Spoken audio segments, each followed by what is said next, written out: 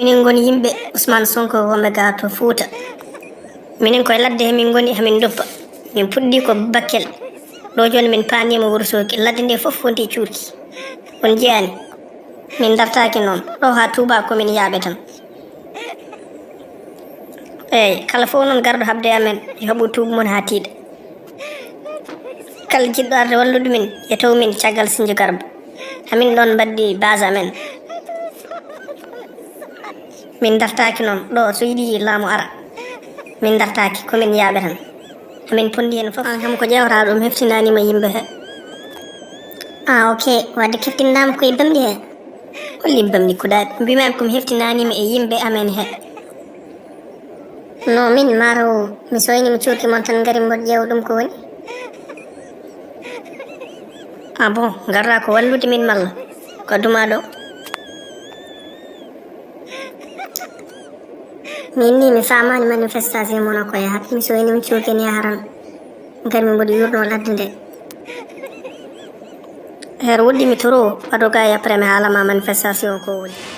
Eyi musidɗo minen manifestation amen o ko ni o sifori.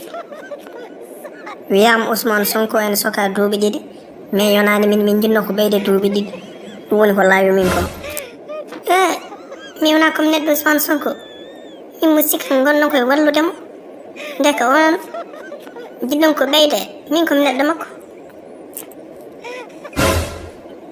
Ah bon ka neɗɗo makko. No min mara nanano kalimo mbimami duuɓi 2 keewi yomi guisso hen hayso ko lebbi 2.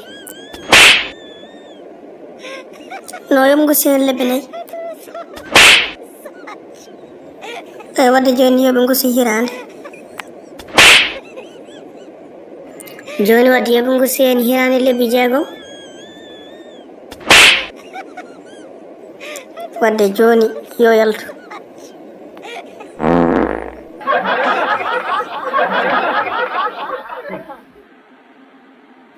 Garaga mi Allah noon so tawi on gayni jalde. Bandiraɓe ne gudditi chaine kesso.